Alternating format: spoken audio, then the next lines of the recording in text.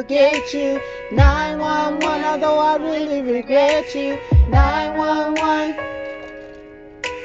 911. 911, so many lives were lost. 911, we paid a heavy cost. 911. 911. 911. 911.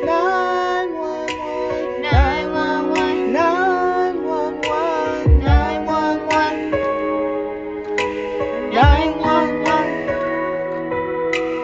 911. 911. 911. 911. It's 8:52 here in New York. I'm Bryant Gumbel. We understand that there has been a plane crash on the southern tip of Manhattan. You're looking at the World Trade Center. We understand that a plane has crashed into the World Trade Center. We don't know anything more than that. We don't know if it was a commercial aircraft. Now, by the entire ABC network. Good Morning America was in progress in the East Coast and the Midwest, but we're joined by the entire network just to show you some pictures at the foot of New York City. This is at the World Trade Center. Obviously a major fire there, and there has been some sort of explosion. We don't fully know the details. There is one report, as of yet unconfirmed, that a plane has hit the World Trade Center, and you can see that there is smoke there coming out of at least two sides of the building. And we do have some breaking news that we want to bring you around, and we're going to go to a picture, a live picture from New York City. Apparently a plane has crashed into the World Trade Center in New York. 8:52. We have limited information at this point. We don't know about injuries in the building or people on the ground, but obviously this has potential for being a major disaster here. Look at that. As Matt just mentioned, we have a breaking news story to tell you about. Apparently, a plane has just crashed into the World Trade Center here in New York City. It happened just a few moments ago, apparently. We have very little information available. We have, I understand, an eyewitness on the phone right now. Sir, what's your name? Yeah, my name is Stuart. Stuart, where are you right now? I'm working at a restaurant in Soho. All right, so tell us what you saw, if you would. I was waiting at a table and I literally saw it seemed to be like a small plane. I just heard a couple noises. It looked like it bounced off the building, and then I just saw a huge ball of fire on top. And then the smoke seemed to simmer down, and it just, a lot of smoke was coming out, and that's pretty much the extent of what I saw. A private aircraft? I'm not sure. I'm about 4 or 5 blocks just north of the World Trade Center. And at about 10 minutes ago, 15 minutes ago, there was a loud sound that I can only describe as it sounded like a missile, not an airplane. Then there was a loud explosion and immediately lots of screaming out on the streets. And I don't want to cause any speculation, but that's the only way I could describe the sound. And it was definitely not the sound of a prop plane or anything like that. And am I right? Are you a pilot? Well, I have flown. I do not have a pilot's license. But I grew up on military bases, and I know the sound of jets, and I've been in war zones and heard those kinds of different sounds. So, again, not to cause any kind of undue speculation, but the sound itself was not of a prop plane. It was perhaps a jet, but it could have been a missile as well. Right, and as you pointed out in the closer shot, you could see the flames there. Can we listen in to see what this woman is saying here for a second? Inside. It was inside. Because it looked out, everything was coming out. All the windows were coming out, all the papers were What is on the sidewalk? I didn't see anything. Was there any people hurt, do you know? Ran, and everyone in the path train just ran. I don't know if anyone was hurt, but I assume they were because the windows were all blown out. All right, thank you. Ollie, you would have to assume a very, very terrible situation if that indeed is the case, because I'm sure there were people... So you have no idea right now? There's another one. Another plane just hit. Right. Oh, my God. Another plane has just hit. It hit another building. Flew right into the middle of it. Explosion. My God. It's right in the middle of the building. This one into the East Tower? Yes. Yes. Right in the middle of the building. It does not appear that there's any kind of an effort up there yet. Now, remember, oh, my God. Oh, my God. That looks like a second plane. I did not see a plane go in. That that just exploded. We just saw another plane coming in from the side. You did. That was out of absolutely. Yes, and that's the second explosion. You could see the plane. Jim Friedel in Hoboken said it appeared to bank sharply and smash directly, perhaps purposefully, into, oh my goodness. Oh, God. There's another one. Oh my goodness, there's another one. This seems to be on purpose. Oh my goodness, Another plane? Now it's obvious, I think, that there's a second plane just crashed into the World Trade Center. I think we have a terrorist act. I mean, do you know if there were many people in the building? Oh, another one just hit. Something else just hit. A very large plane just flew directly over my building, and there's been another collision. Can you see it? I can see it on this shot. Oh my. Something else has You know what? We just saw a plane circling the 747. building. We just saw a plane circling the building a second ago on the shot right before I that. think there may have been another impact. Can you tell? I just heard another very loud bang and a very large plane that might have been a DC. This is an ABC News special report. Hi, my name is Carmen and I'm from Renaissance High School. And in honor of 9/11, we would like to thank all veterans, first responders, and frontline workers.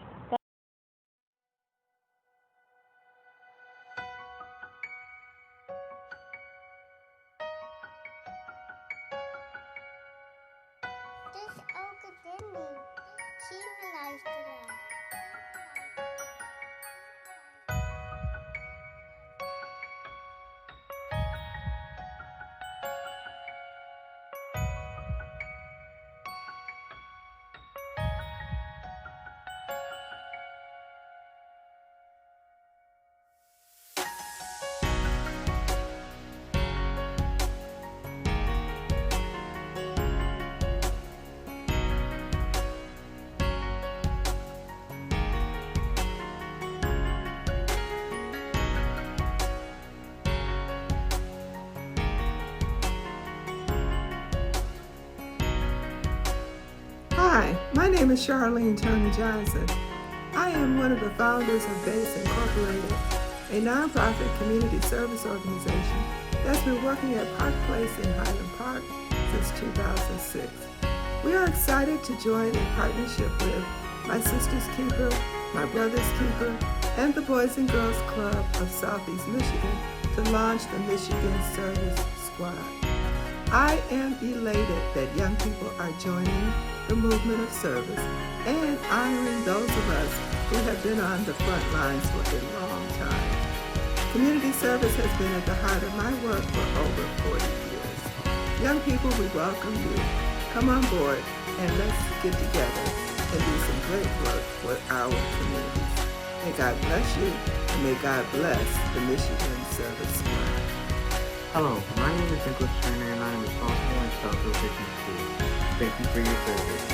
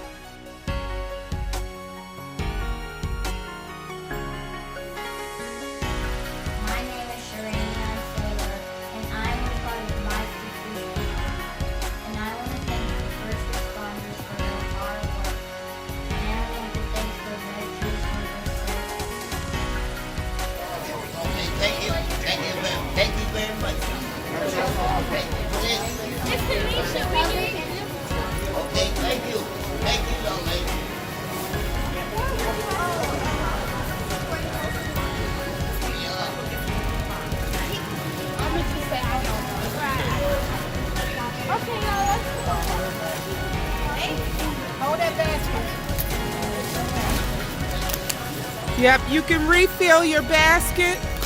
If it's empty, refill your basket. We have a nice veteran here. Let's see, what do you have, young man? Oh, nice pillow. Pillow and throw. All right, God bless you. We appreciate you. We appreciate all the veterans here on 9/11 especially. We want to honor the veterans. First of all, I'd like to just thank you once again for taking and giving us this privilege and opportunity to be on your program, to interview us for the 911 video that you're doing for the ceremony on 9/11. And we certainly want to take our hats off, and we want to salute those who were lost during 9/11. That will ever be seated in our hearts, and they will always be remembered with the highest honor and respect. So thank you very much. My name is Robert Middleton. I'm the commanding officer of a national veterans organization called the Montford Point Marines of America, which is the historical component of comprised of World War II veterans, Black African Americans, the first ones that were inducted into the Marine Corps in World War II. And so we have our president emeritus, in fact, who is the fifth Black Marine who was inducted into the Marine Corps for the first time in 167 years. They were, prior to 1942, there were no Black Marines. So we're very proud and honored to stand on the shoulders of the men who comprise our unit and those first Black United States Marines who also received the Congressional Gold Medal awarded by President Barack Obama in 2012. Yes. So I served in the Republic of Vietnam as a non-commissioned officer. I conducted aerial to ground airstrikes on enemy targets in North Vietnam around the demilitarized zone. I was in country from 1968 to 1969. I am a survivor of 2 Tet offensives, which will, impact most veterans who are serving in country at that time. It's an onslaught. The North Vietnamese army would mount offensives, the largest ones of the entire year. So it was like an insurgence on the troops while we served in Vietnam. So I was a Sergeant E5. After it was all over with, while I was in country, I was E4. I worked with the 4th Air Command with ranking officers and the pilots of air fighter jets to coordinate those airstrikes on targets. I started out as, I was a communications specialist. I started out in the military occupational specialty of communications wireman, where I was put into a billet with about 15 to 20 men. However, I was never promoted to the rank of sergeant while I was in country, even though that was a E5 or a sergeant rank billet, but that was okay. About 5 months into my tour of duty, I was assigned as a radio operator with the 4th Air Command. Our reconnaissance unit had lost their radio operator in combat. So I stepped forward to fill the bill. Of course, I was ordered to fill the bill, which you might say. Yeah. So when I think about the most memorable moments, there have been many of them. I don't even know where to start. I will begin by saying then unless, like David says in the Bible, unless the Lord had preserved me, I had perished long ago. In fact, initially, I found God in infantry training. And we were just about to be assigned to our infantry training regiment for deployment into Vietnam. And of course, we were seeing body bags coming back on a regular basis on national TV.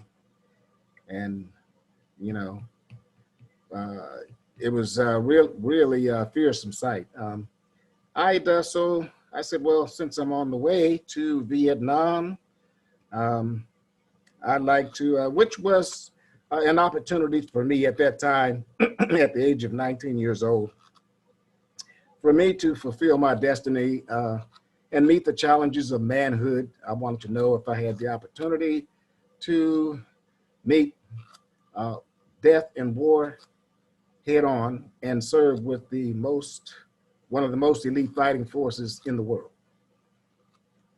And so the Marine Corps has that reputation. I wanted to fight with the finest fighting forces that were available. And I wanted to know if I could actually stand up to the rigorous training that was afforded to wear the Eagle Globe and Anchor. However, like I was saying, so I'd asked the God of my mother is how I referred to the Lord at that time, because I did not know God for myself. And I asked the God of my mother, since I did not know him, I said, I have to know whether or not I'm going to live or die. I see all these body bags coming back, you know, from Vietnam, and I want to know if I'm going to be one of them. Will I live or will I die? And this still small voice, the first time I ever heard God, my most memorable moment at the beginning of my life and for all my life. When I heard that still small voice say, you shall live and not die.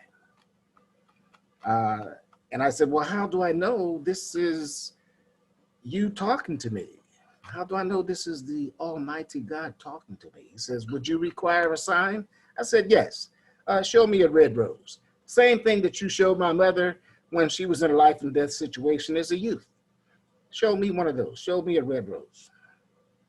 So my last weekend on the rifle range, went to the chapel to worship, as most the troops do on Sunday mornings. And there that red rose sat in a vase up on the pulpit. And at that point, that's when God confirmed that I would live and not die. So, of course, when you are in the trenches, you have a tendency to forget what God told you. And, you know, there was fear, but not worry. I remember on occasions where God spoke to me and told me to move.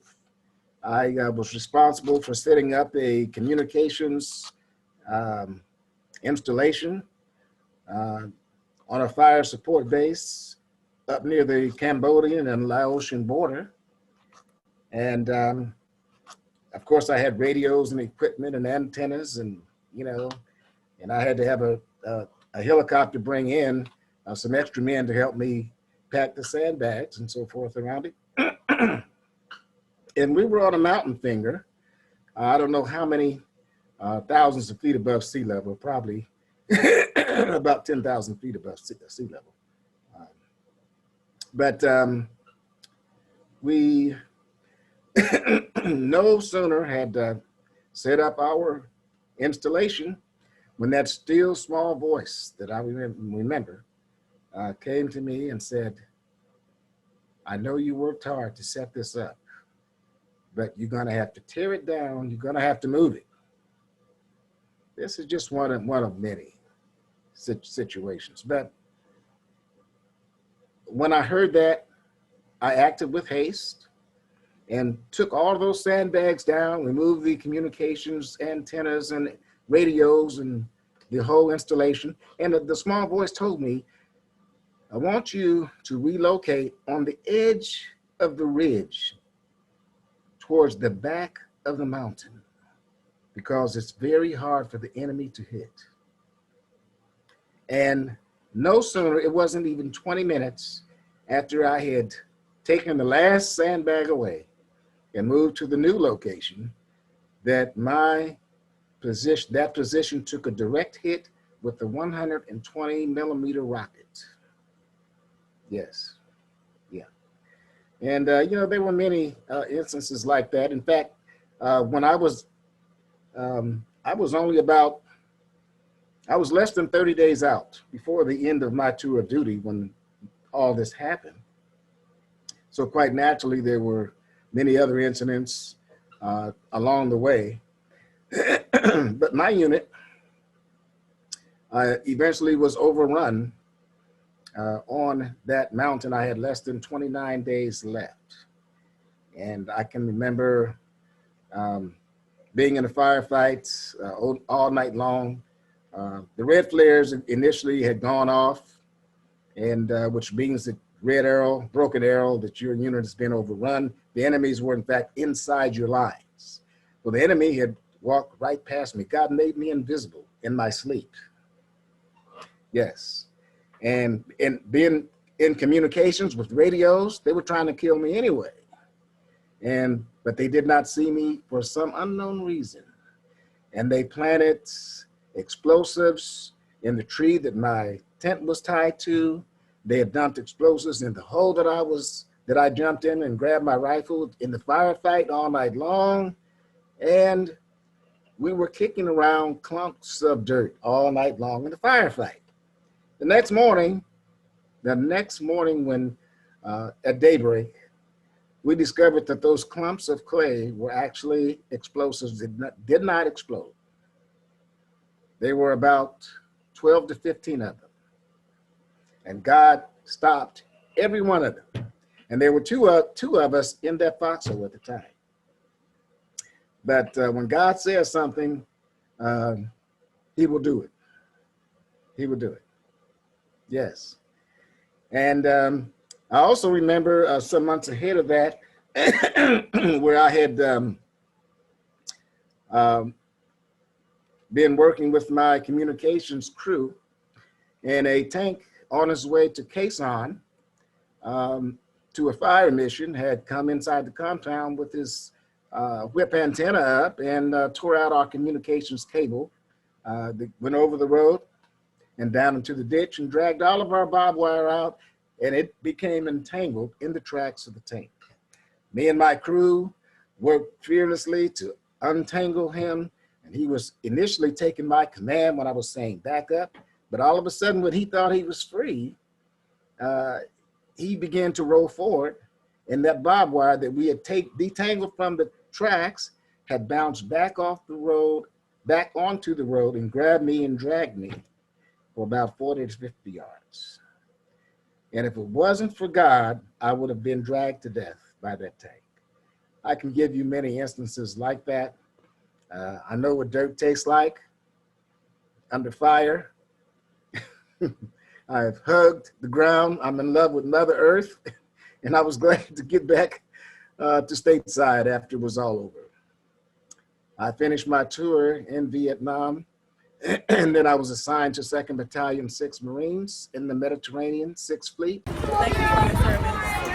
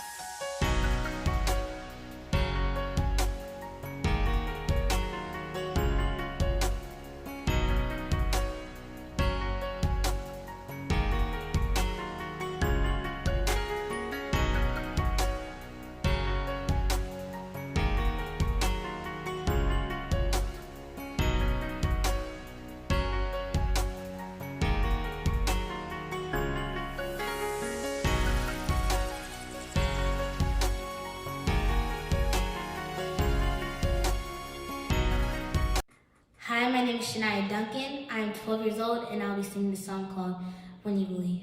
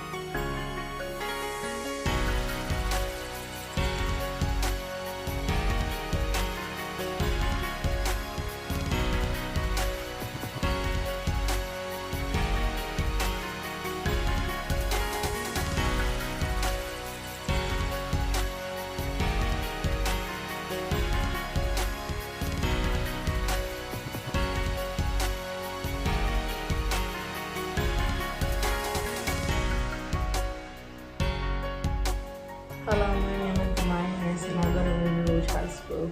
In honor of 9/11, we want to thank all veterans, first responders, and frontline workers for your service.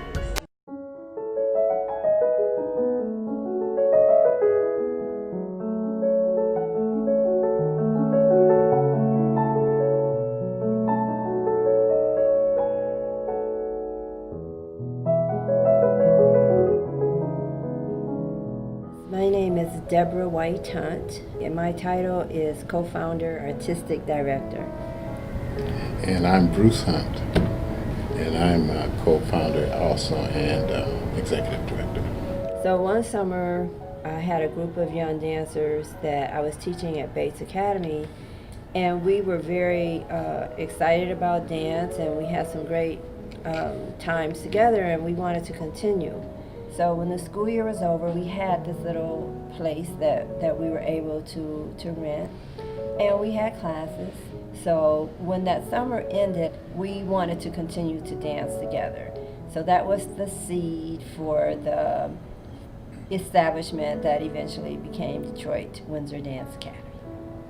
Here at Detroit Windsor Dance Academy, we focus on the art, the science, and the spirit of dance. And when it comes to the science of dance, it's very important that the dancers know the language. They know the French language, which ballet is based on, which is what we consider the foundation of dance. And because it stems from Europe, it's kind of foreign to a lot of people. But when you're able to break it down and teach the language and explain how simple it really is if you really pay attention and you get to understand how the body works within this language, our students have to learn basic bones of the body. They have to understand how the body is connected on the inside. And so that all goes along with this program that we have called Dancer IQ at Detroit Windsor Dance Academy. We have a dancer toolbox that has like a little skeleton in it. It has the positions of the arms and feet, a little video. Well, actually it's audio CD. And it has a set of words. And in each level of dance, the students are required to learn a specific number of words, which vocabulary words. And they also have the textbook. It's the ballet dictionary, which, by the way, I had when I was in college. So we break it down so that it can be utilized at any level.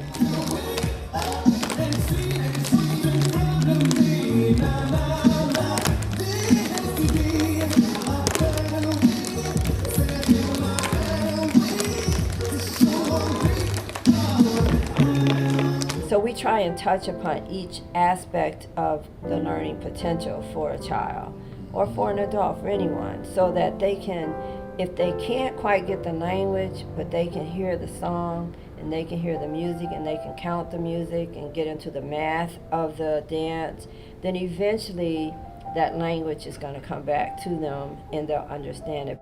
We are in the New Center 1 building in the New Center area, and we're located on the corner of West Grand Boulevard and 2nd Avenue. We are on the 2nd floor, Suite 260. Our telephone number is 313-872-7200, and we've been in business, I think we said that, 34 years, and we're excited to go into our 35th season.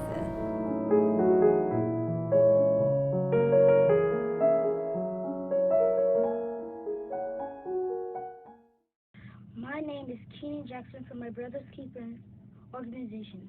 In honor of 9/11 Day, we want to thank all veterans, active military personnel, first responders, and frontline workers. Thank you for all your service. My name is Key Jackson from my Brother Keeper organization. On 9/11, our country was attacked, but we still stood strong.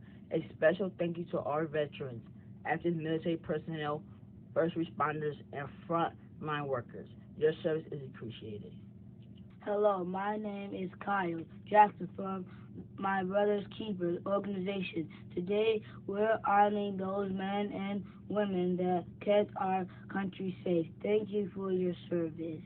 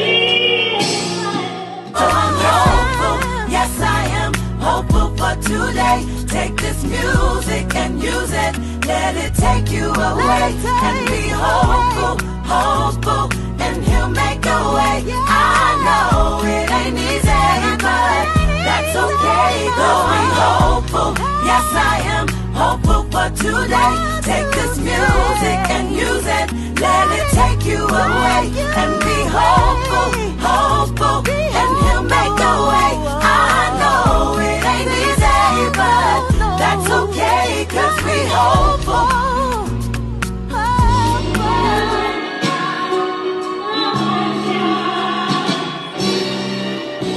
Oh, I'm hopeful, yes I am hopeful for today. Take this music and use it. Let it take you away and be hopeful, hopeful, and he'll make a way. I know it ain't easy, but that's okay. Going hopeful, yes I am hopeful for today. Take this music and use it. Let it take you away and be hopeful, hopeful, and he'll make a way. I know it ain't easy, but that's okay, 'cause we hopeful. Yes I am hopeful for today. Take this music and use it. Let it take you away and be hopeful, hopeful, and he'll make a way. I know it ain't easy, but that's okay, 'cause we hopeful.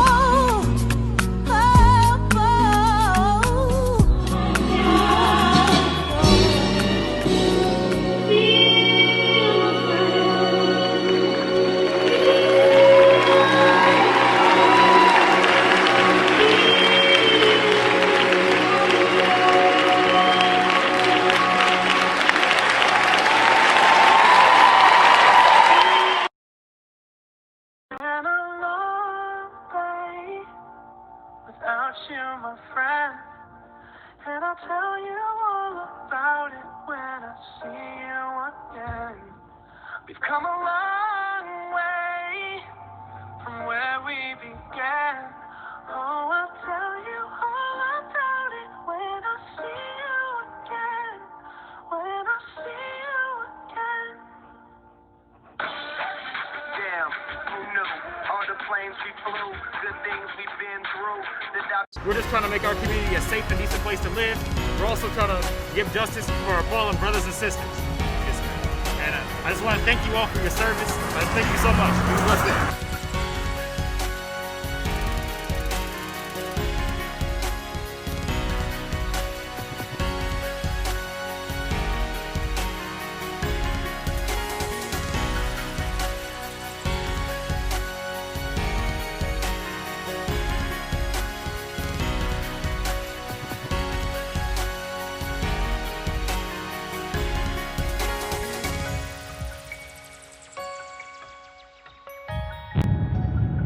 Thank you for your service. We are the Junior Parkers from Highland Park, Michigan. In honor of 911, we'd like to say thank you to all first responders. Team, thank you. Thank you.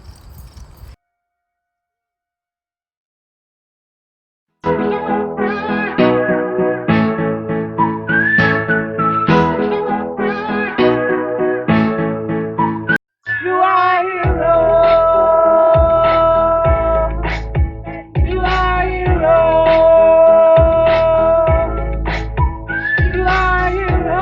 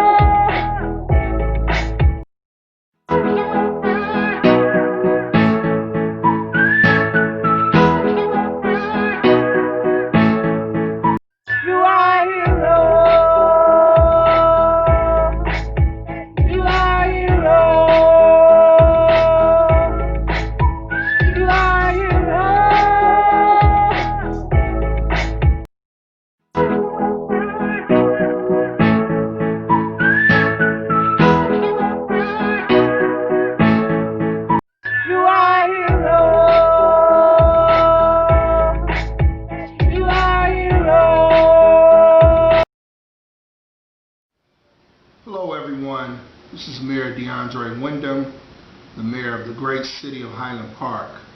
To my Sisters Keeper Incorporated, you have my support. I am with you throughout this fight and this battle, and I am encouraging more people to be a part of this great organization. Thank you.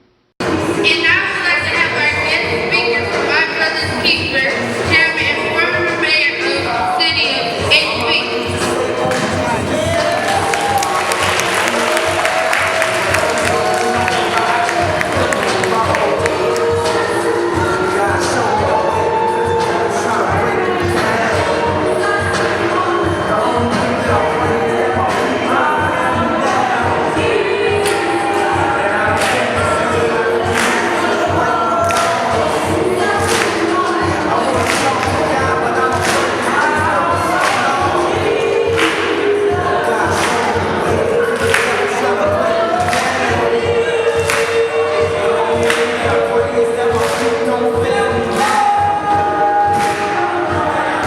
Yeah, we having a party, right?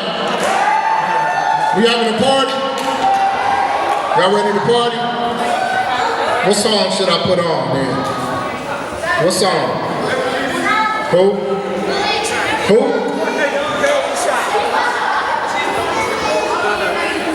Freedom. That's a great song. I should have came out on Freedom. I like that song too. Anybody else? No requests? All right. First of all, I want to thank Ms. Willingham and Ms. Brooks and the beautiful staff here at Highland Park Renaissance Academy, as well as the beautiful students. Give yourself a hand. Also, my brother's keeper, my sister's keeper. We have volunteers here. We have parents here. We have support from the community. The mayor is here. Give the mayor a round of applause.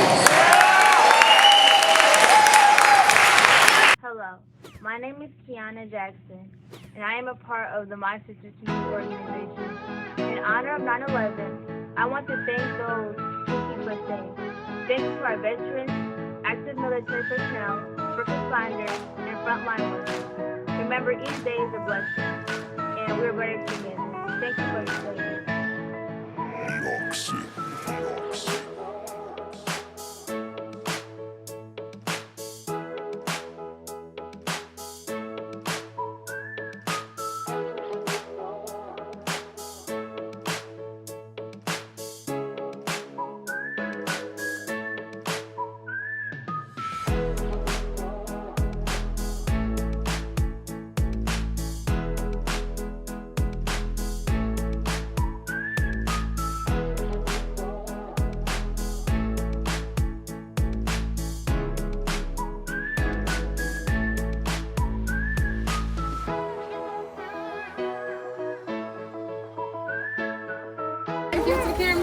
Thank you. My name is Teron Timothy Batchelor. I was a sergeant in the United States Army. I was a 13 Bravo field artilleryman. We were in charge of the howitzer system, which is a gigantic gun. And so we did artillery. And so during my time in the military, I spent 5.5 years in the Army. I did 18 months in Iraq. My last 18 months were in Iraq. And we did 15 of those months were straight. I spent that time overseas helping to be able to be a part of Operation Iraqi Freedom. And it was just a great experience. Not necessarily the wartime experience, that was not great, but the experience that was great was being able to have a camaraderie and a bond, not only with the guys that I served with, but also with every single veteran that I've met ever since that time. Regardless of whatever branch they were in, whether they be Marines, whether they be seamen, whether they be airmen, or whether they be Coast Guardsmen and women, I got an opportunity to be able to befriend a lot of different people simply because I knew that they went through similar situations. And so for me, I got an opportunity to be able to see the world from a different perspective. And so one of my favorite stories from the time that I was in the military is when I was in Iraq. I didn't understand that there are people of color, people that look like me all over the world. And many people from around the world have the perception that Americans are all white. So they didn't know that, that they were people of different colors and nationalities. And so one time in particular, we were out on a mission, and we were handing out candy and M&Ms and, Skittles, things that we found in our MRE box that we raided. That's a whole nother story. So we had that candy and all of that, and we were giving it out to the civilian populace out there, the kids. And this one little girl, her family was from Sudan, and they were living in Iraq. And she walked up to me, and she spoke very broken English. She was very little, and she said, Mister, same. She touched my face, touched her face. She said, same. And I said, yes. And she says to me, Mister, the road is no good. And I said, the road is no good. We were on foot. We were on foot patrol. And I had to stop and think about what she was saying.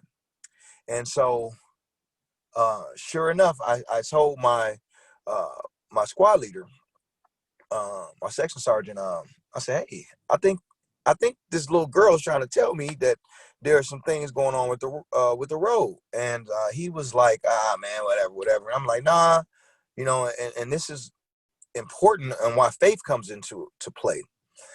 Because during the time that we got an opportunity to speak, we were able to have some other folks overhear that conversation, and EOD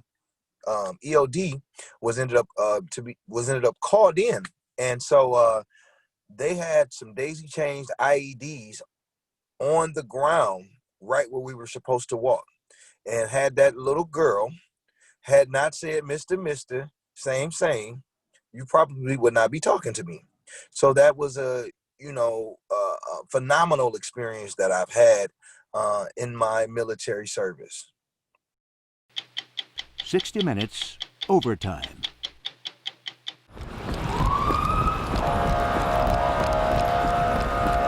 We're going in there, bro. Get out! I was actually in the shower, and my cell phone and the landline were both ringing at the same time, which nobody ever calls us on a landline. So I answer the phone, and it's the national desk, and everybody thought it was just a plane crashed into a building in Lower Manhattan. So we jump in the news car and we go down, and then we realize what's going on.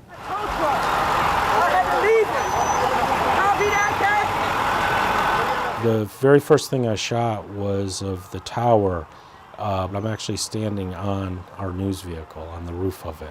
We're on the West Side Highway, and it was just in order to get a better perspective of what's going on. What happened? What? The building collapsed. Part of the building collapsed.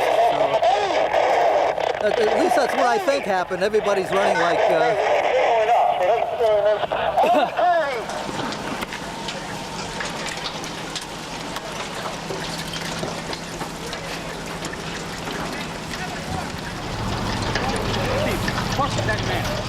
There was so much dust and the street signs were hard to see that it never really dawned on me that one tower already came down. Don't worry. Come on, where's your... Over here. There was a gentleman, he has 2 briefcases, and I asked him, hey, can I talk to you for a minute? Can I ask you a couple questions? I'd rather not. I just had a bad day. He said, I've had a really bad day. So I just gave him his space and continued to leave. The noise of the second tower collapsed. To me, it sounded like a jet flying over. That's why I panned up. And then you see the tower collapsing.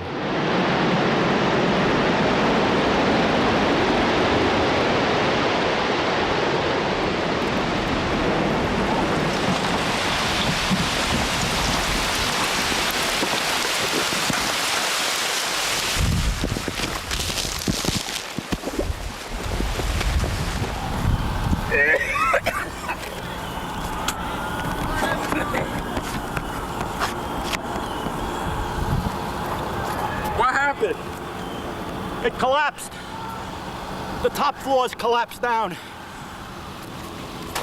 I saw it blow and then ran like hell. Thank God I'm 69, but I can still run. At the end of the day, what we're trying to do is capture real moments. You just kind of follow and try not to get in anyone's way, but document real moments of what's going on. What'd you see? Everything. I saw chaos. It's just chaos out here, it really is. So the Twin Towers fall. It's amazing. It's crazy.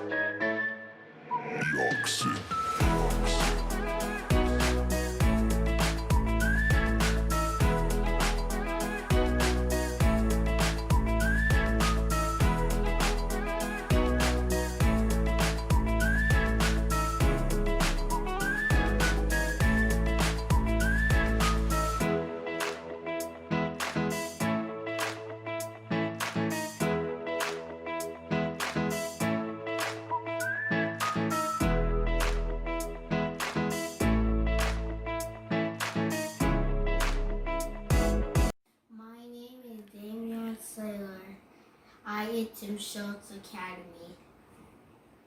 Thank you for your service. Thank you for all of your hard work. This is almost like the Clark Sisters movie. Yeah, but instead of the Clark Sisters, it's the Carroll Sisters. Yeah, it is.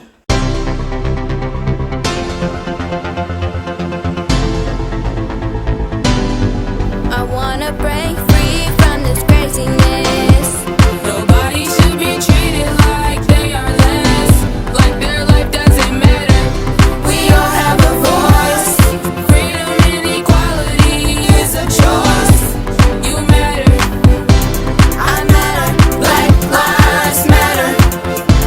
We matter. Black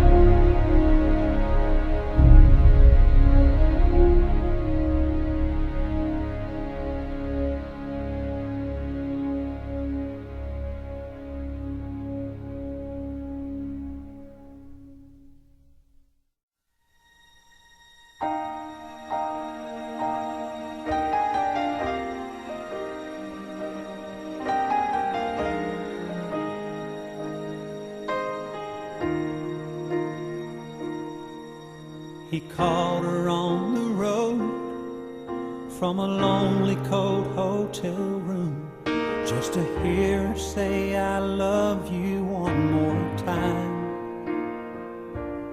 And when he heard the sound of the kids laughing in the background, he had to wipe away a tear from his eye. A little voice came on the phone. He said, Daddy, when you come home. He said the first thing that came to his mind, I'm already there. Take a look around. I'm the sunshine in your hair. I'm the shadow on the ground. I'm the whisper in the wind. I'm your imaginary friend.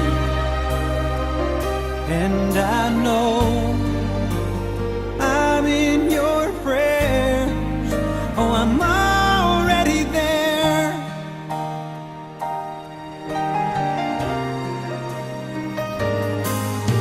She got back on the phone, said, I really miss you, darling.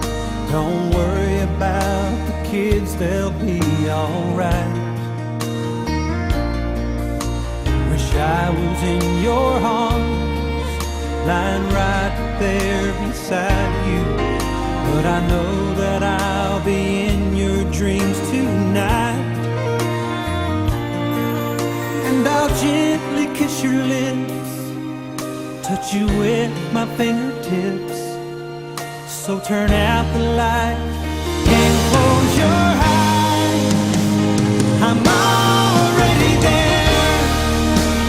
Don't make a sound. I'm the beat in your heart. I'm the moonlight shining down.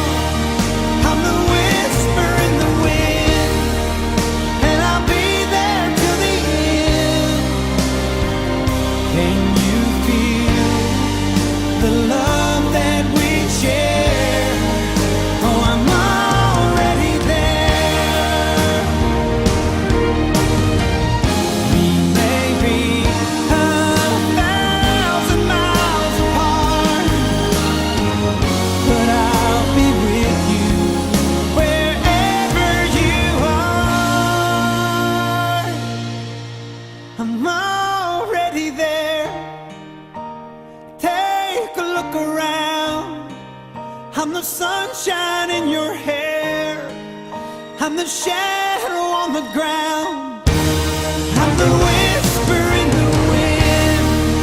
And I'll be there till the end.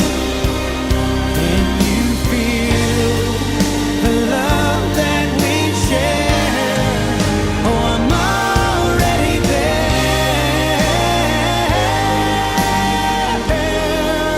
Oh, I'm already there.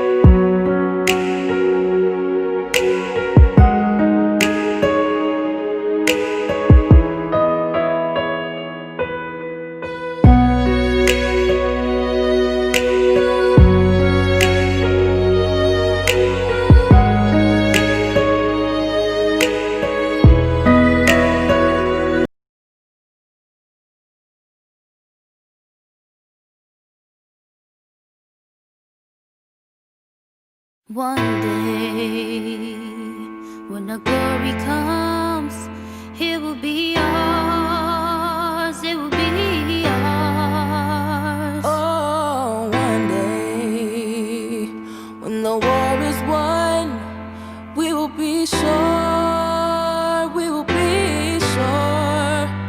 Oh, glory, glory, glory, glory. Oh, glory, oh, glory, glory. If you're black and you're proud, hands up. If you wanna make a change, I'm my leader, stand up. Look, I'm tired of seeing my people on the news, texting my friends, hoping they're okay too. And yeah, we get that all lives matter, but I get to choose the color of my skin, so how does that matter? Your job is to serve and protect me, so where's the protection? Not only dying from racism and COVID infections. Can't get snacks like Trayvon, get some sleep like Rihanna. The more they kill us off, we're losing our mothers and fathers. Listen, we will enough be enough. I shouldn't be afraid that I'm next to go and handcuff. Look, it's time to team up and stop the cruelty. My border's up and I see him walking towards me. Walking, yelling no justice, no peace. Kneeling, until my people reach equality. One day, when the glory comes, it'll be ours, it'll be ours. Oh, one day, when the war is won, we will be sure, we will be sure. Glory, glory, glory, glory, glory, glory. Now the war is not over, victory isn't won. We'll fight on to the finish, then when it's all done, we cry glory, oh glory, oh glory, oh glory, we'll cry glory, oh glory,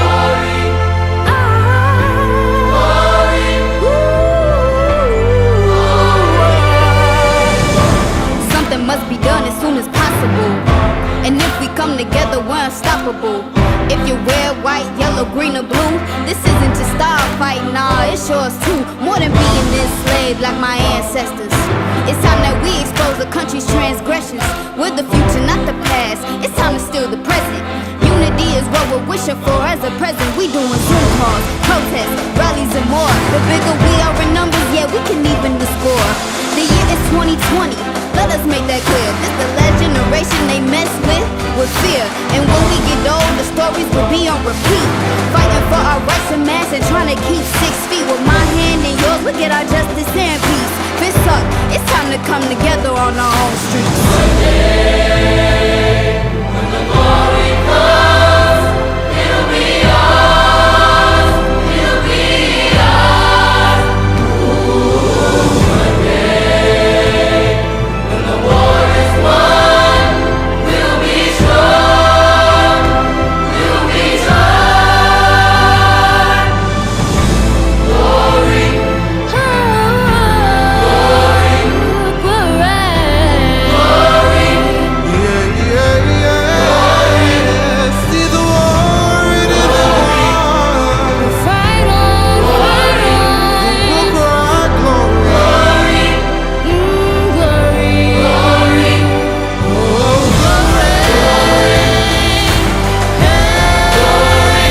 we'll cry glory, oh, glory.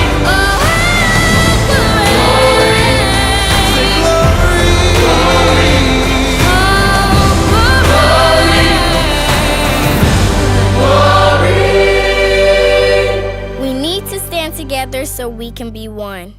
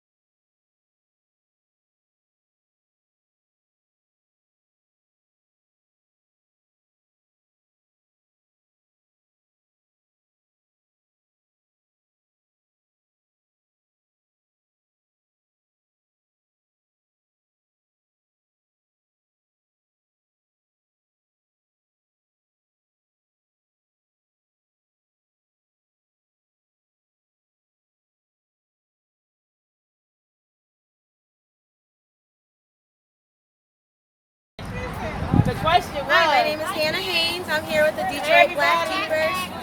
I'm here with the Detroit Black Jeepers, and what service means to me is something my mom used to always tell me was each one, reach one, and each one teach one. It's from a song, but she would always tell me that. And I think that just by coming out and showing up, we're teaching everybody to give back to each other, and we're always going to be stronger when we are a unit and when we're working together and we're serving our community. We can't turn shoulders, especially during a pandemic right now when people are not able to take care of basic needs. We can't turn our backs on people. So what this means to me is just bringing the community together for a stronger bond with everyone else. And I would like to also thank everybody who's come out to this event today, all the sponsors and the children from Chicago. They came a really long way. And also to all of our servicemen and women. We really appreciate it, and we want to keep going strong as we get through this pandemic.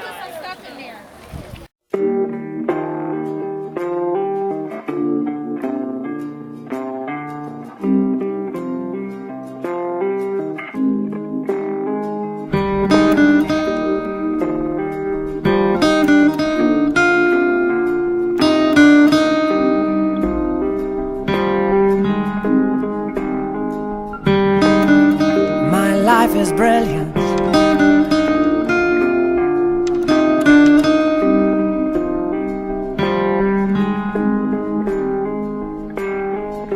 My life is brilliant. My love is pure. I saw an angel, of that I'm sure. She smiled at me on the subway. She was with another man, but I won't lose no sleep on that, 'cause I've got a plan. You're beautiful. You're beautiful. You're beautiful. It's true. I saw your face in a crowded place, and I don't know what to do, 'cause I'll never be with you.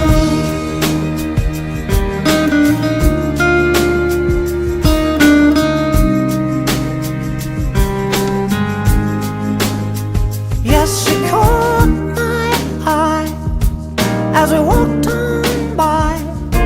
She could see from my face that I was flying high, and I don't think that I'll see her again, but we shared a moment that will last till the end. You're beautiful. You're beautiful. You're beautiful. It's true. I saw your face in a crowd.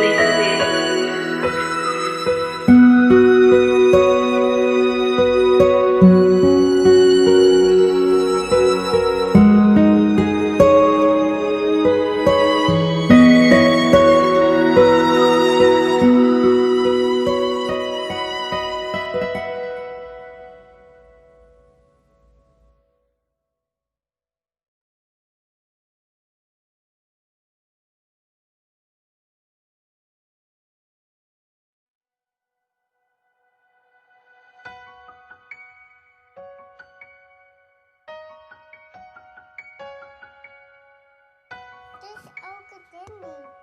Criminalized today.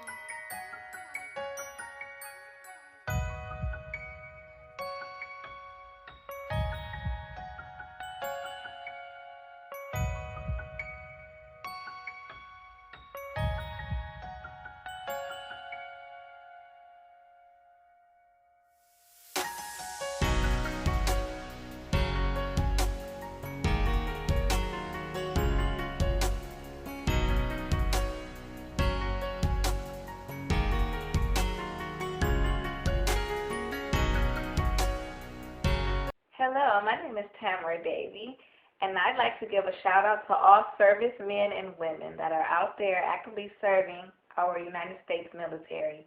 Thank you for your service. Hello, my name is Amari Casper, and a shout out and a thank you to all the service members out there. Can't get no love from me. Looking on the passenger side of his best friend's ride, trying to holler at me.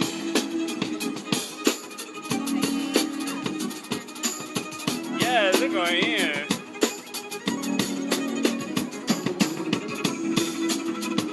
Yes, they moved. We got a front row seat for the wine.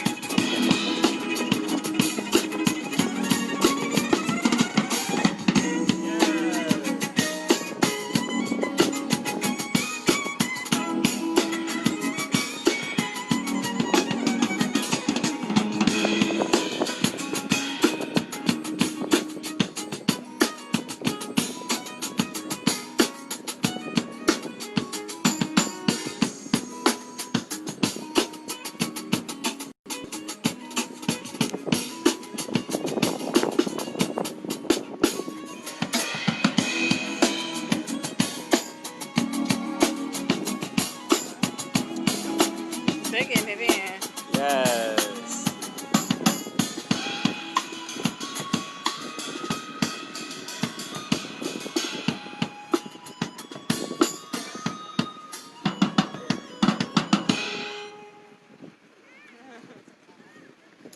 Dope, dope. We love it.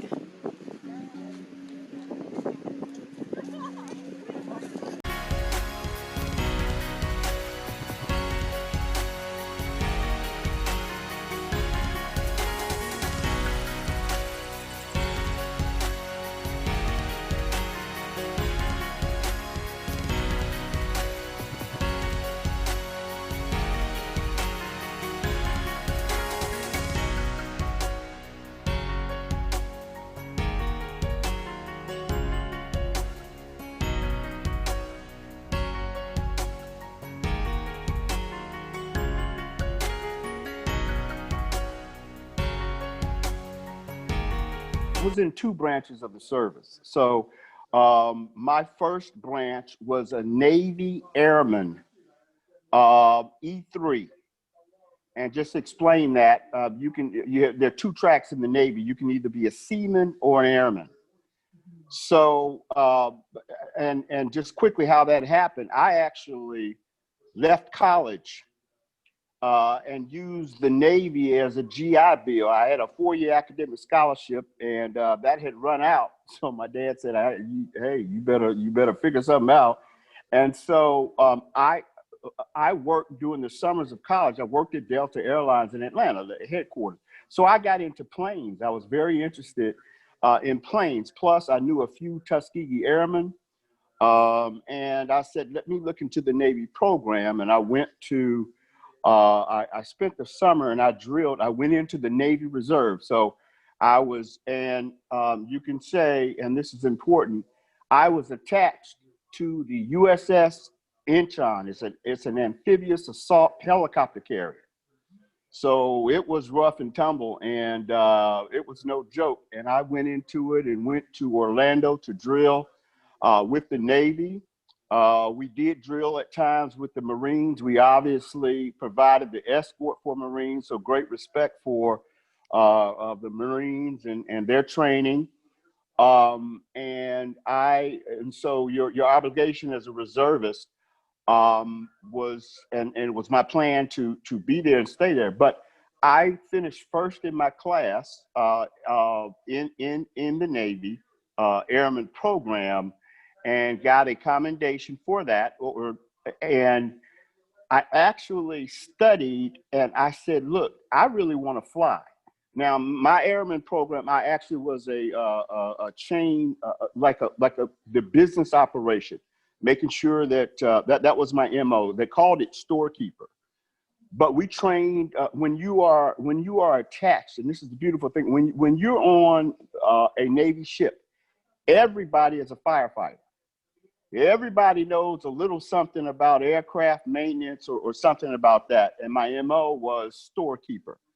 So I got a good understanding of how the Navy and the military stays ready in their process chain in getting things in and getting things out. As a result of that, and I'm moving really quickly, there's some stories, but I'm getting to the story. I decided that I wanted to actually fly. Now, I wasn't interested in trying to fly and land on a carrier out at sea. I didn't want to get down like that, but I did apply to the Air Force, and I got accepted. They had very few spots, and I got accepted into officers training school. So I went from E3 to E6 in OTS, Officers Training School at Lackland Air Force Base in San Antonio, Texas. And and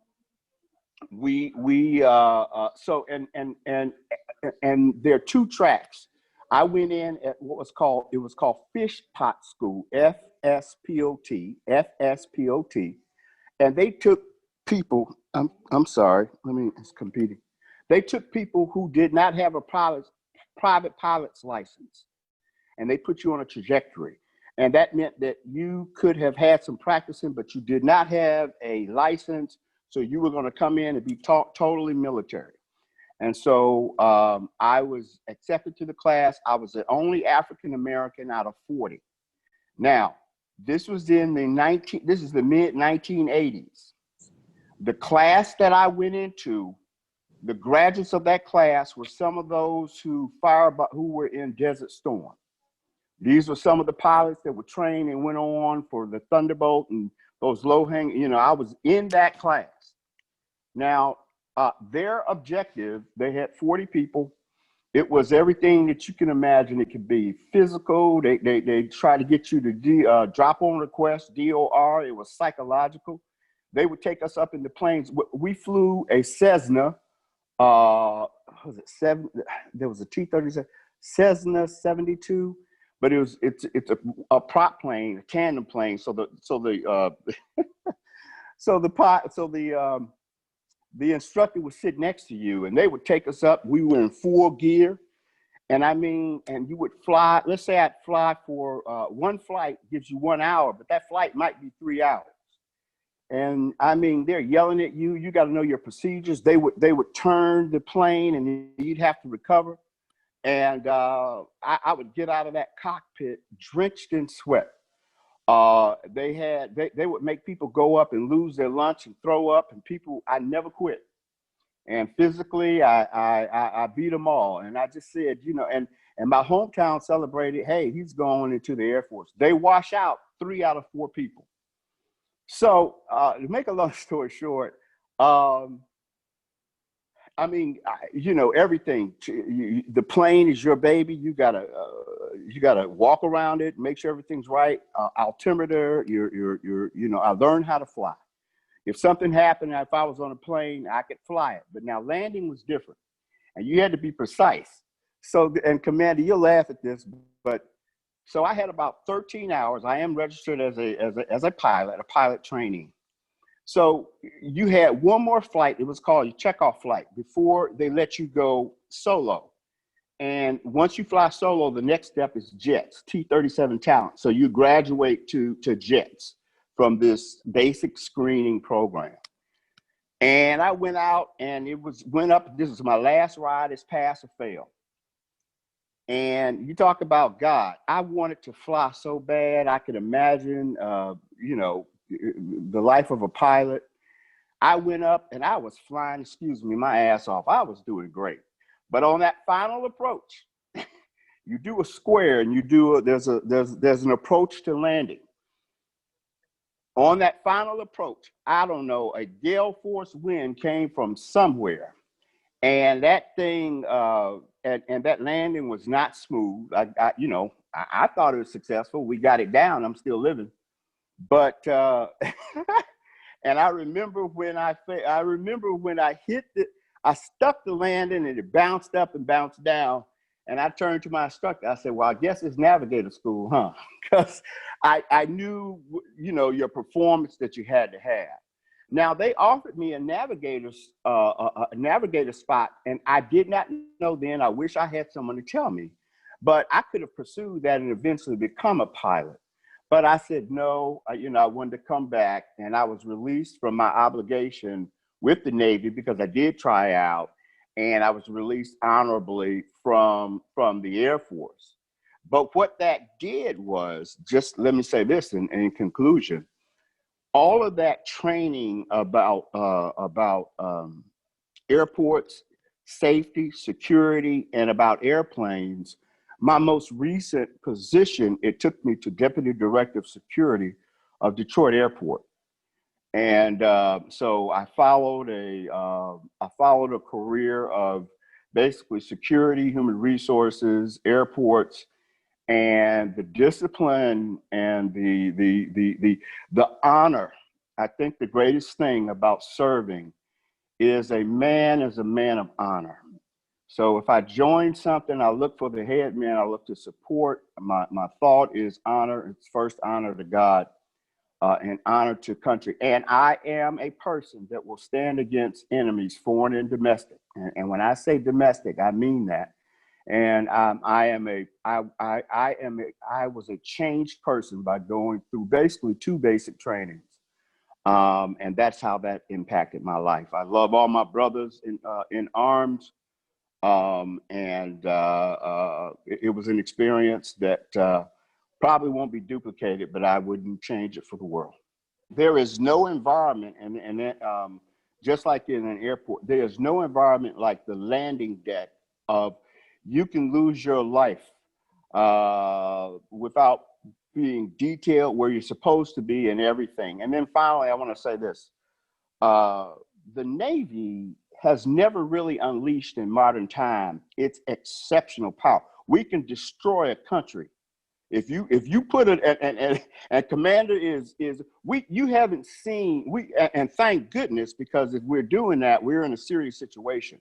But a fleet, a division from the sea can destroy anything within flying distance. We haven't seen, we talk a lot about the Air Force and the Marines and the Army. They don't talk a lot about the Navy, and that's a good thing.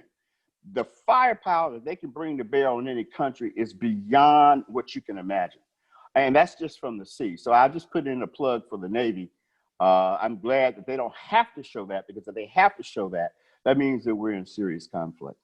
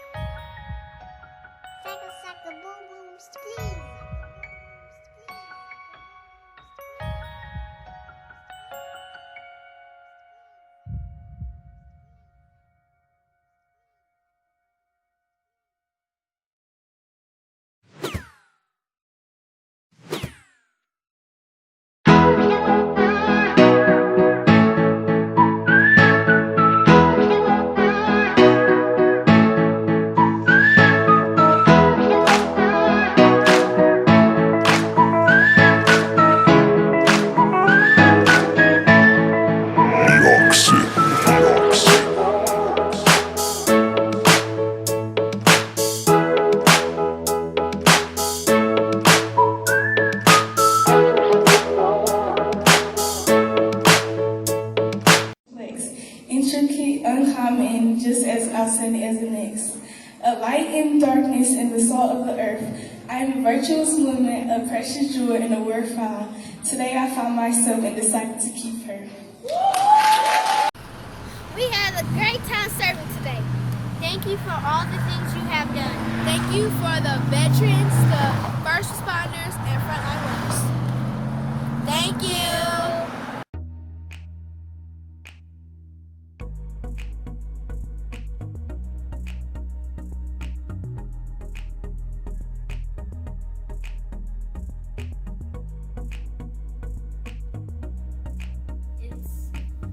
It makes me feel inspirational. It makes me feel good inside. It's like a warm hug to the heart.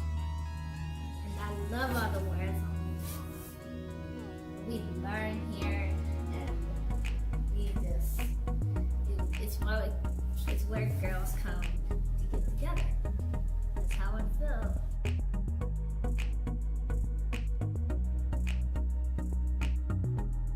Practice makes perfect. If that virtue don't succeed, try again. You were born for this. You are brilliant. You are beautiful. You are special. You are one of a kind. Embrace your uniqueness. It's okay to be different. There's nobody like you. Smile, you're beautiful. A smile can brighten someone's day. A kind word can change someone's life. Do acts of kindness. Serve others. Treat others as you would like to be treated. If you have nothing nice to say, be silent. Everyone deserves to be treated with respect and dignity.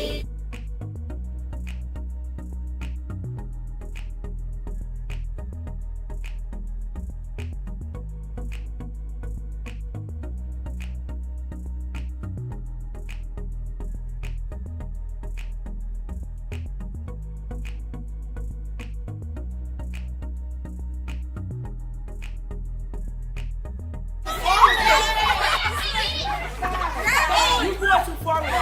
I'm going too far. You're doing it right. Go to me. Back to family. Taylor, what? Watch how she does.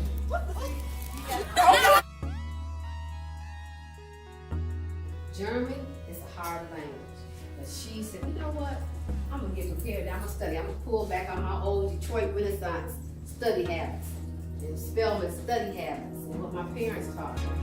And she did very well. It was just so funny to hear her speak German. We were like, okay, whatever that was you said, but she learned it.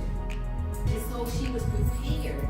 She didn't know she was going to do this when she grew up, but having those good study habits helped her. I forgot my stuff for class. Does anybody have a pencil? I didn't use a bar. I came unprepared for class.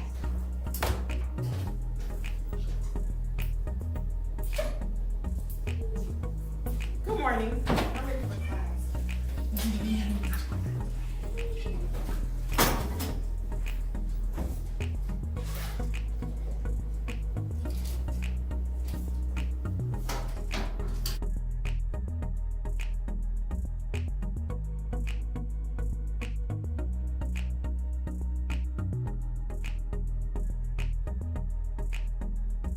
Go back to position. And then what? Will it be at entry level again? Oh God. And she would have to start all over, right? Because she made a poor what? Decision. Which determined her what? Position. And that's why we're playing what? Positionopoly. Positionopoly, because it's teaching us what? What is it teaching us? Position. And that decisions determine your position. Decisions to what? Determine your position. Awesome.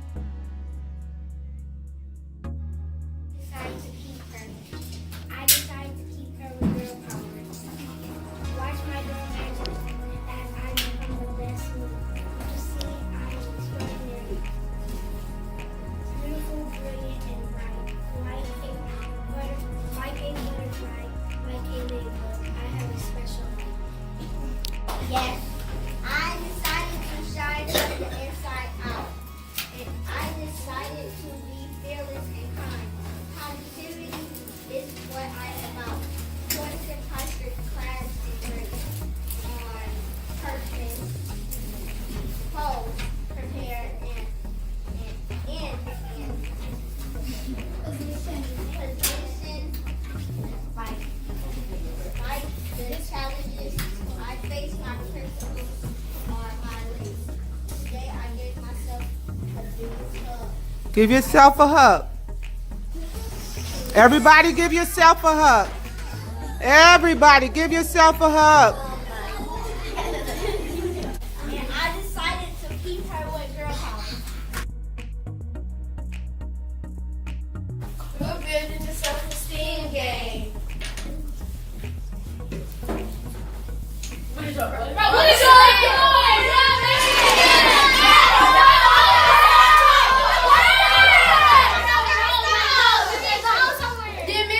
Did Miss Tanisha teach us about self-esteem? Oh, my bad.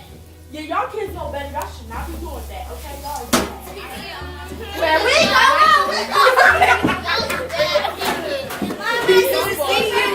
Yes, I am! Yeah! Am I my sister's keeper? Yes, I am! Okay, now you're trying to reach your goal of your professional career, your professional cheerleading career. I'm your roadblocks. I'm your challenges. I'm not gonna let you get there easy. I'm not gonna make it easy for you. You're gonna have to work for this goal, baby. You gotta work for your goal now. You gotta make it happen. You gotta make it happen. Come on. Come on. You gotta do the work. You gotta put the work in. Come on, you gotta put the work in. Come on. Your 60 seconds is running out. Oh. Keep trying. Yep, keep trying. Don't give up. Don't give up. Come on. Come at me. Come at me. Come on.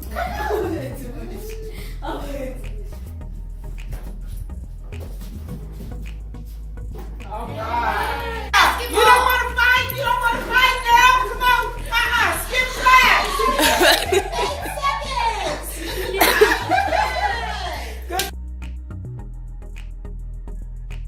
That's all you have to do is stop, think, and go. That's all you have to do is stop, think, and go. Stop, think, and go. That's all you have to do is stop, think, and go. That's all you have to do is stop, think, go. We're making decisions. Stop, think, and go. Somebody say we're making decisions. stop, think, and go. Stop, think, and go. Let the stress out. 3, 4, 5. 3 out, 2, 3, 4. Relieve all the stress. 1, 2, 3, 4, 5. And 3 out, 2, 3, 4, 5. okay, Miss Lariah, what are you gonna do this week to manage your stress levels? Instead of leaving stuff on my floor, I'm gonna pick it up and not be lazy. And I'm gonna do my best to try and argue with my siblings and hate them. And I'm gonna do my work on time, not wait till last minute. And any work that I need to do, I'm gonna do it before the last minute. Try to stop being forgetful and try to do my work ahead of time. One, I pick messy room and locker, and when I put it, I can put things underneath. 2, fighting with siblings. I can tell them I'm not in the mood, maybe next time. 3, gossiping. Stop talking about people or just telling people. Hello, my name is Trouble, and I think that the way I get with anxiety is and focus on the important things like instead of the old waste of time. I'm going to deactivate my Instagram. Mm-hmm. And I'm going to set a reminder so I don't forget stuff. Mm-hmm. And I'm going to stop staying up there. Awesome ways to manage your stress. We're gonna glow up not blow up, right? And we're going to let our anger out. How are we going to let it out? Let's see you let it out. Let it out. Let the anger out. All right. Okay, let that anger out, ladies. Let that anger out.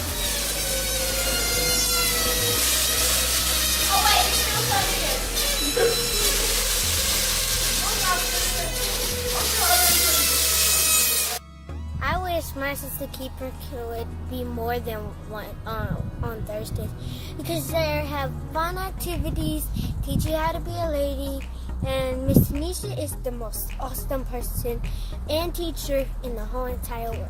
Thank you.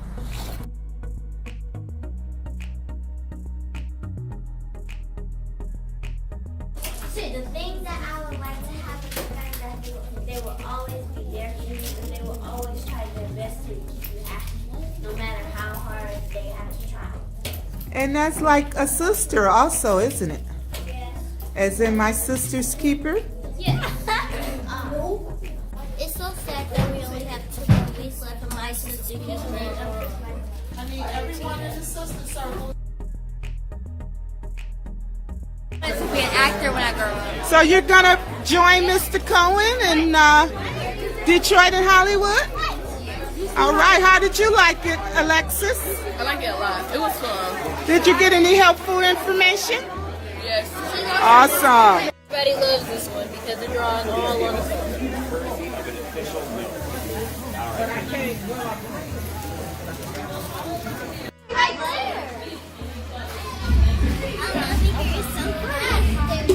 I love it here. It's the best place. Oh, my mom said I could go to a program, an MSK program for the summer because it's helping me to become an independent woman. I feel good and I feel like energy up because I'm playing basketball and like I was there. It's nice. I wouldn't been here before, so I know a lot of things about this, and it's really cool and it's really encouraging me to be like a lady and go in different camps and activities and do good things. Thank you. I love it, and this makes me feel proud of myself, and I love that I came, and I love that I got to meet a lot of people that I never met in my school before, and there's a lot of stuff that I have about it. I love that I signed up for all these activities and different things. I thought it was wonderful. The kids had a great time, and it was fun watching my girls play basketball. They're pretty good at it. Thanks for coming, Miss Klein. Good. It was good. What was the best part about the youth fair? Basketball. All right. I like basketball too. All right. One of our wonderful mentors, Miss Latanya Dorch. We just love her.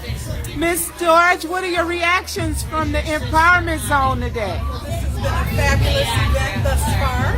I'm very, very proud of the work that MSK is doing in our community. I wish you the best of luck, and I support you 100%. Thank you. We love you.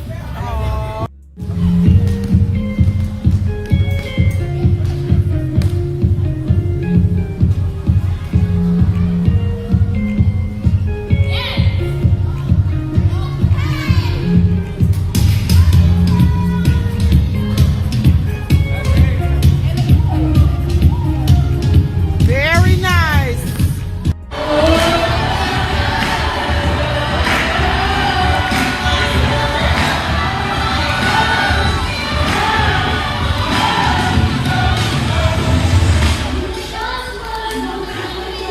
Sing, Sheremian.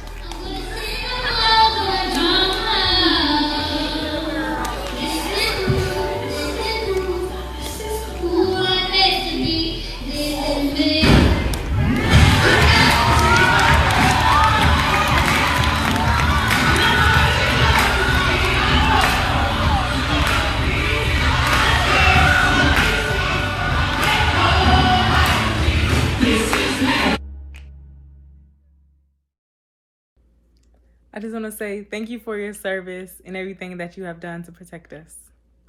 Stay safe, and thank you.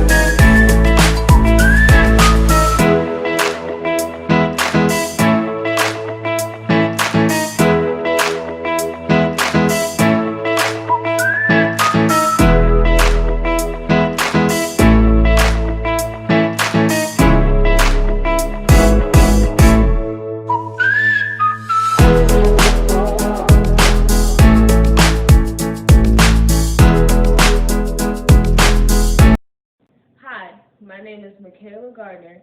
I am a sophomore at Voyager High School here in Detroit, Michigan.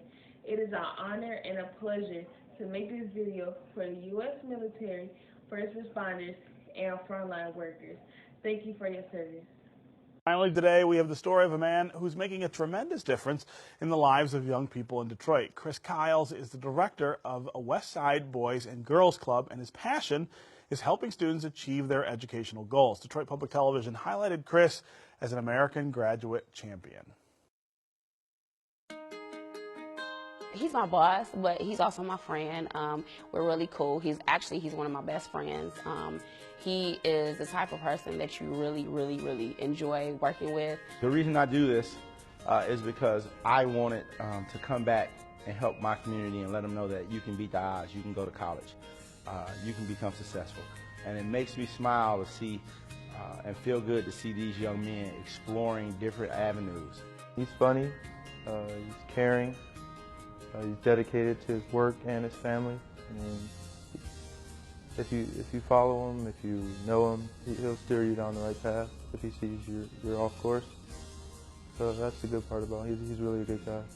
You can't be strict all the time. You have to be able to let your hair down, but the fun helps you build the relationship.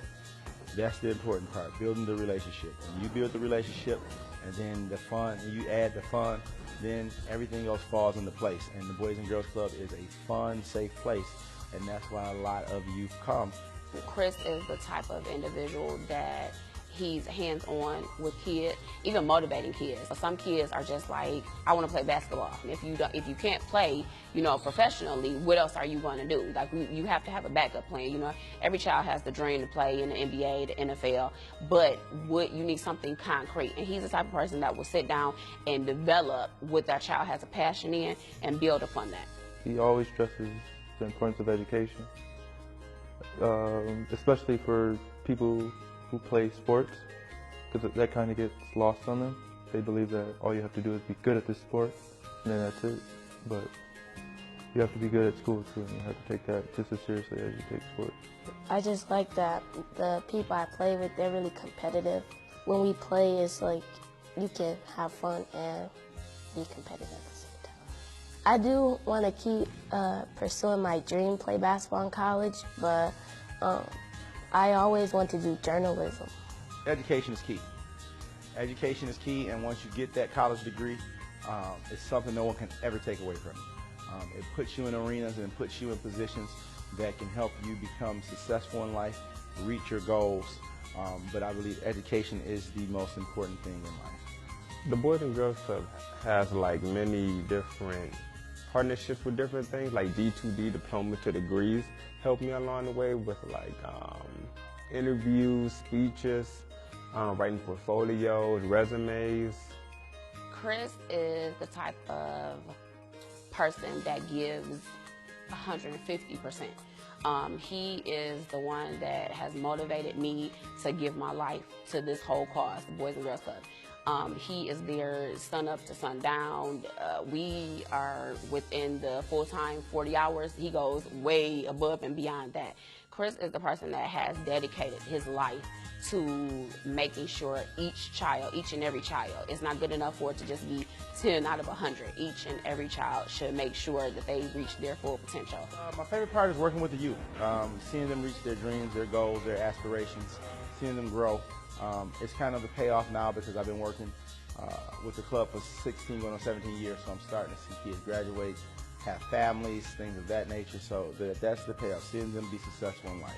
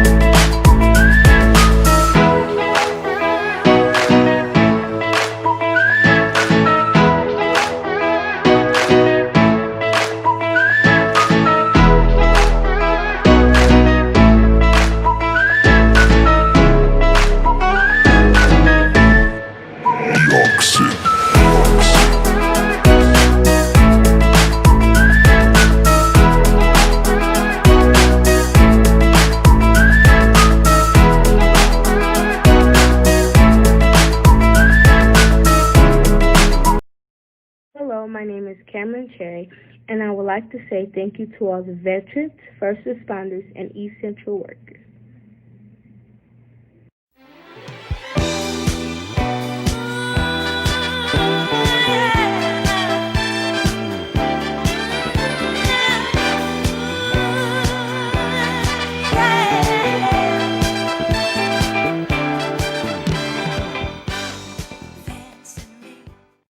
Why is it so important? Of course, I know, but why is it so important to get to these girls? Well, this work is so important because as women, we know the struggle, the journey.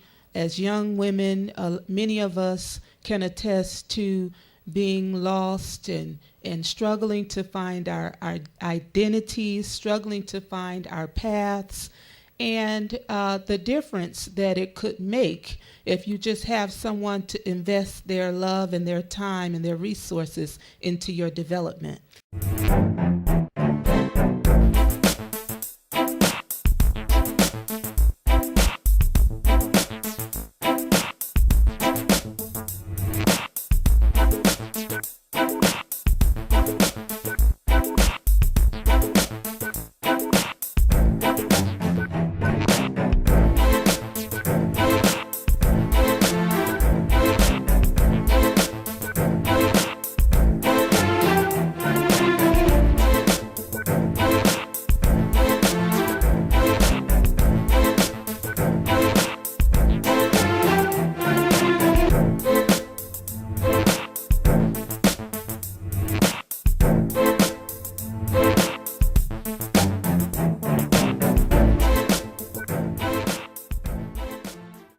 I follow you on Facebook, is that you all are big on community service. We are. Why don't you talk about that?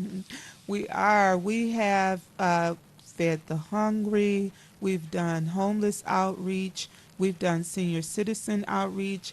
Cameron and some of the other young ladies that are here with us today, they volunteered at our annual senior citizen dinner dance. They served the seniors. Oh, why didn't I know about this dinner dance? Oh, Shoot. that's every year. We'll make sure that you know. Yeah, I'll be one of the youth. But anyway, go on. I mean, why is community service important? Well, just recently we had a service learning training. I was flown to D.C. To participate in a service learning training and then asked to share that training in the community.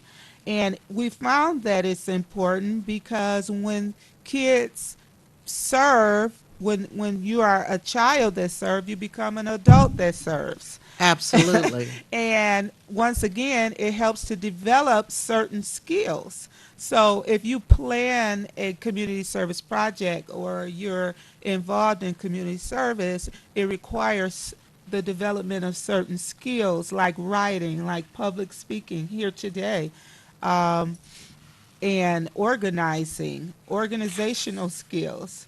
Event planning requires a little strategic planning, Right. a little goal setting, and action steps. So all of these things are involved in community service, even interpersonal skills. Absolutely, absolutely.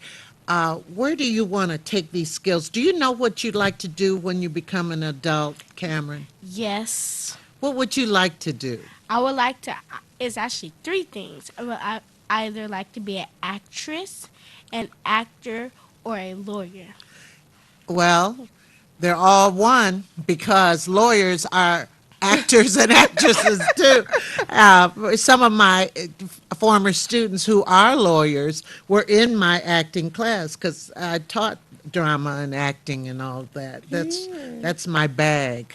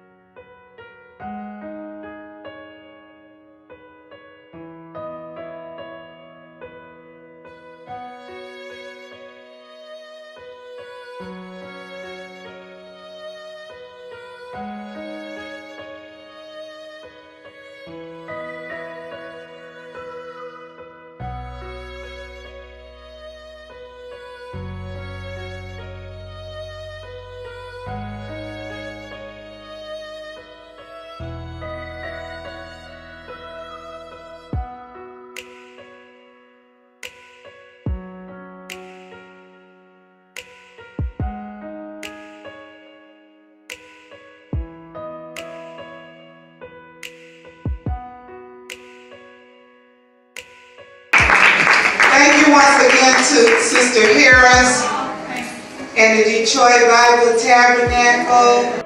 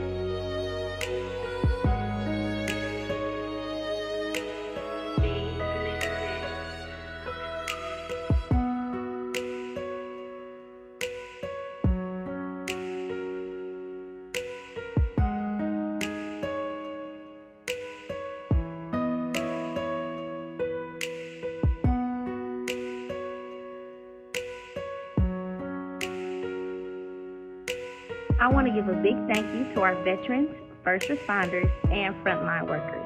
Thank you so much for all that you do. Your work is greatly appreciated. In Okinawa, it was called the Stryker, Marine Corps Stryker track team. And it sounded good to me, so I signed into it, and it ended up a few months later in Okinawa, where I became a private, and then a few months later became a PFC, and a few months later became a Lance Corporal. And around before the 13-month obligation was over, I became a corporal, a E4, and came back to the United States back in 1963, and stayed in the rest of my tour was camp.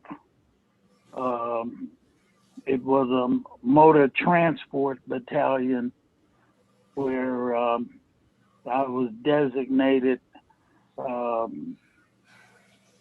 battalion police sergeant. I was given about 26 individuals to maintain the battalion area at Camp Pendleton. And eventually, prior to getting out, I was, because I had while I was in Okinawa and the Philippines and some of the other areas of Mount Fuji, where we had our cold weather training, and I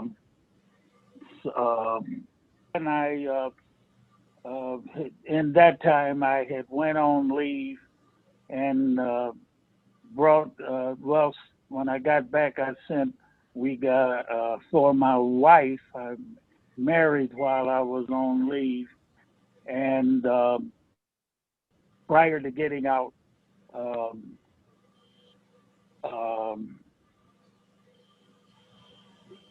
we had it was my wife and my oldest daughter, and while in the the service, we were in the government housing. I lived off base, and one of the best parts of that was I had twins while she was in the service, government housing. I was living off base. However, the daughter, it was daughter and son, and the daughter was she lives in Maryland right now. Her name is Kelly. The son was named after me, and but that Sid, that sudden instant death syndrome. After a couple of months, he passed away.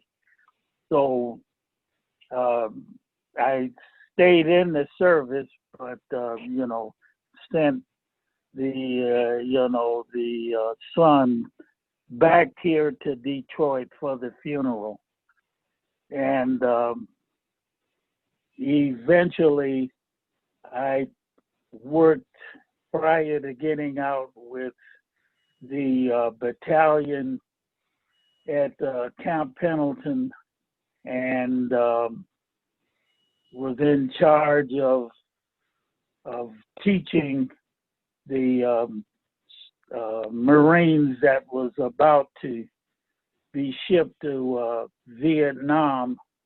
Night compass. This is what I learned while I was in the different islands. I was in the Philippines and Japan, where I got my counter-guerrilla warfare instruction, and the tour took us to China for a while. So many of the skills that was taught in counter-guerrilla warfare, prior to getting out of the Marine Corps in 1966, I was in charge of vertical envelopment training, because helicopters was what was the new units, and night compass, how to find the objectives, etc.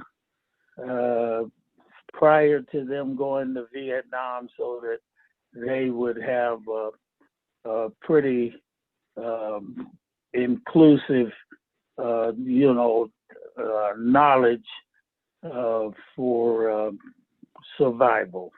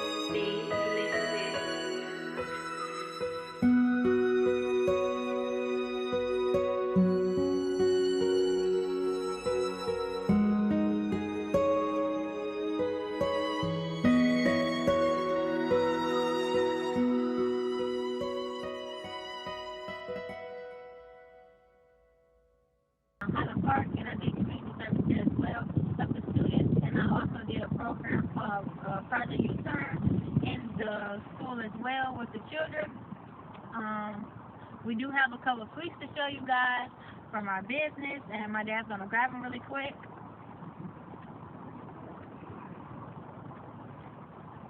Go back. So this is our first dessert. These are called Taffy Grapes. They're originated in Chicago. This is strawberry shortcake, and these are grapes, so Taffy Grapes. And these are cheesecake jars, but this is banana pudding, strawberry banana pudding. And right here we have chocolate covered apples with cheesecake drizzle. And this is just a little bit of what we do. We do pound cakes. Like I said, we also do cheesecake jars. We do chocolate covered strawberries, stuffed strawberries. We do a variety of things. And we want to say thank you again to the veterans. We appreciate your service. And do you have anything else? God bless you. Yes, God bless you. Thank you. I'm a Lucy Rainbow. I'm Kitty Rat Club. If you know what you don't know, jump on top of the princess convertible. I know you think I'm so cool. I got swag and the key all in the school. I will never move, so I will move. I'm a little girl, and I do a few. Do I have your attention? Do I have your attention? Do I have your attention? Do I have your attention? Do I have your attention? Do I have your attention? Do I have your attention? Do I have your attention? Do I have your attention? Do I have your attention? Do I have your Thank you for your service. We love you.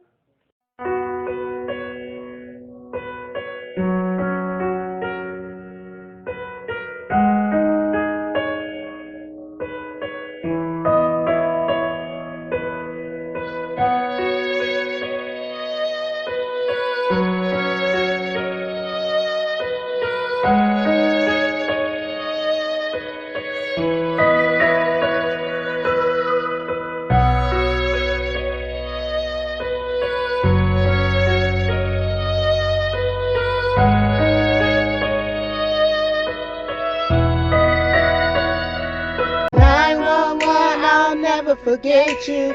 911, although I really regret you. 911, 911, 911. So many lives were lost. 911, we paid a heavy cost. 911, 911.